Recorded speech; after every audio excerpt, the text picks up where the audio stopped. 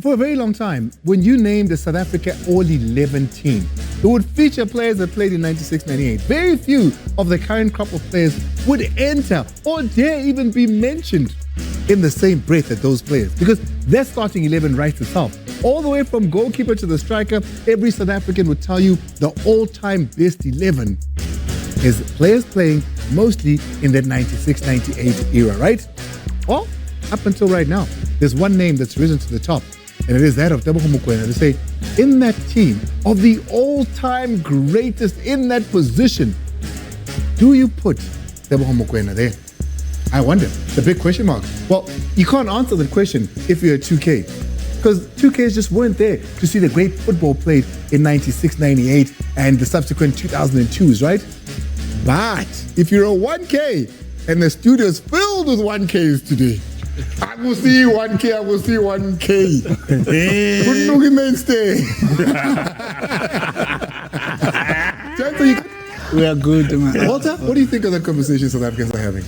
Not yet, up until we deliver something. Okay, good point. I'm not going to go to Doggy on this one. I'm going to come to you, Tabo. Yeah, no, definitely. Not ready, but good to see you, ma. And a very good evening to the gentlemen here.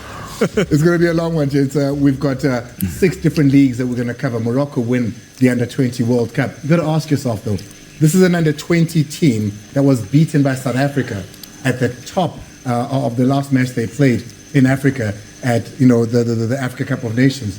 The very same team goes and strengthens themselves for a World Cup, playing matches after matches after matches in preparation.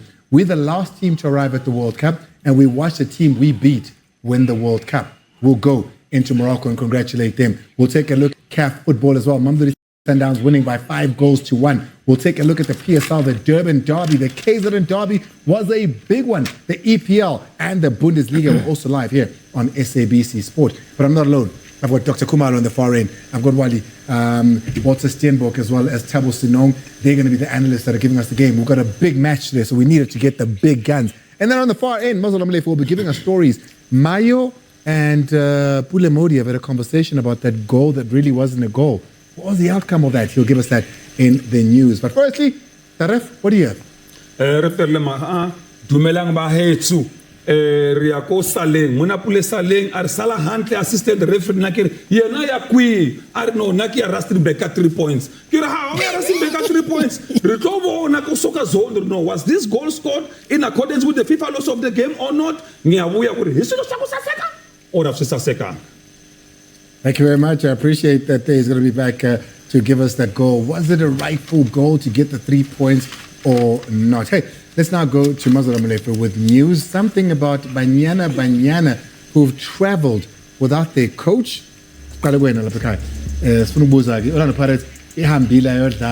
Yabuya ke ibhaqobulwe ngamagoli amathathu ibuya izodlala ke na iFC Central Boy la South Africa.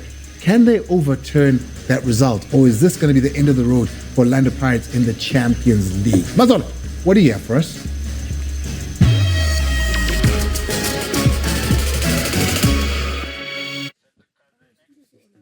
My colleague Velile Nyandu was out at Naturena this morning, and big news coming out of there about 10 injured players. Let me not do the talking and let Coach Cedric Kaze. By the way, he is officially the co-coach alongside Khalik Ben Youssef at Kaizer Chiefs after Coach Nazaruddin Nabi was officially released from his duties. Here's Coach Cedric Kaze ahead of that fixture against Siwelele in the Betway Premiership, discussing injury concerns in camp. There are players that have returned on the field. Igodaro has been training for the last 10 days. Monyane came back 3 days ago. Shinga has been training for the last 10 days. Veleba is training. Bartman is back from the World Cup with Vilakazi, and that's the players that we Monyane might be a little bit short on his fitness to come back this week, but the others they are available for selection. Well, that's Cedric Kaze talking about Thabiso Munyani, Paseka Mako, Shinga, the new signing, and those who could be available when they face Siwelele, but still a lot of players on the mend at the moment. Let me move to the next story before I get the expert analysis of Dr. Khumalo. Khanyisa Mayo, new signing as well alongside Pulo Modi, finally talking to the media about that goal that wasn't to be. Pulo Modi had chipped it over the goalkeeper Darren Johnson, but Mayo says he didn't see behind him his surroundings and finished it off, only for Zakhele Siwela to raise his flag. Here are the two players saying, we've cleared the air. During the game at halftime, we spoke about it and I apologized. He said to me, "No, these things happen. It's football. It was a lapse of concentration. I wasn't aware of my surroundings, and it happened. And we moved on. We spoke about it. Even after the game, I gave him a call and we spoke about it. And he said, "No, don't worry. These things happen. It's done. Let's focus on what is next." As he says that, this is football, and it's been a long time knowing Mayo. He's a striker who to score goals, and I didn't take that personally to him. Why would you do that? But this is football. Everyone has mistakes. No one is perfect. So life goes on. Because the next day I'm gonna need him. Dr. Khumalo, a lot happening at Kaizer Chiefs. Yeah. Pulo Modi says, life goes on. I'm going to need him very soon.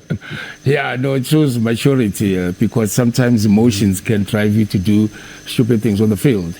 Considering the fact that he was actually going to celebrate, but Mayo thought otherwise, and he shouldn't have touched it. But to hear them, good to know, Bamnandi, that's good to hear because now Bakhulu and there's leadership to what they're saying. Yeah, well, and I have to say kudos to Kaizer Chiefs for allowing the two players to face the media, knowing very well the questions that would have come about. We move on to the next story now. Devastating, really. Banyana, ahead of a crucial WAFCON qualifier away to the DRC and then the second leg here at home, have left the country and are in the DRC at the moment without head coach Desiree Ellis, a story that we broke on sabcsport.com platforms on Sunday, that the coach had not traveled because the NEC has given permission that they can offer her a 4-year contract, but she says no, the conditions of this contract and the terms are not what they are meant to be. I'm going to now go to Coach Thabo Senong. Just your analysis of the situation. Crucial qualifier, no coach, contract saga still hanging in the air, a dark cloud for Banyana this. Yeah, unthinkable, Mazola. It's very disappointing because you think of the players not having their leader. That's not healthy for the dressing room. But then also you look at the quality of the players that actually Coach Desiree has called. Now we just have to hope that they actually win the match, and then hopefully all this saga will be sorted out, and probably by the next second leg match, hoping that she'll be back. But not good to start an important qualifier of this caliber. 100%. We can confirm, sabcsport.com, that Tina Sonkembuli, head coach at UWC, is taking charge of the team alongside her technical team out in the DRC. A final story, still also a big blow to South African football in as far as development is concerned. I spoke to Alexia Stethio, the CEO out at Cape Town Spurs, and these are some of the key points that he makes to me in an exclusive chat about how they've restructured Ikamva. Pro bono, that means obviously supplying and taking care of the cost, around 80,000 per month, excluding other costs with regards to the contribution of the players. Now agents, parents and sponsors are going to have to pay a subscription fee essentially, and players with the disadvantaged backgrounds likely to miss out on proper quality education in terms of development in South African football. For more of this story and a breakdown from me, sabcsport.com tomorrow morning. But I want to get the thoughts of Walter Steenbok on this matter. Devastating blow, a sucker punch really to academies around the country. Look, Mazola, I think it's devastating if you check what's happening, especially, I won't say Western Cape football, but I'll say around Cape Town football, where Cape Town City was also relegated, who also is another team there. They had to restructure also in terms of the academy. So this really calls to a specific model that teams really have to be able to follow. But really very bad for Spurs, especially the quality of the players they produce in the Western Cape. You know, who really go to offer a lot in the national team, also going to Stelis, and also most of the Gauteng-based teams, you know, really have been benefiting from what they've been doing. You know, so I just hope that it's just something that won't really be permanent. You know, but they can really find a way, you know, to find commercial sponsors and partners and stakeholders who can come and help. But this will really be devastating for football in Cape Town. And Andile, as I said, this story early tomorrow morning, a full breakdown of what's happened there, Cape Town Spurs, on sabcsport.com. Mazola Mle for the Super Journal, thank you very much. He's on standby throughout the show. If there is breaking news over the next hour, you'll be hearing it here first. But firstly, Dr. Kumalo has chosen 3 players for his MVP.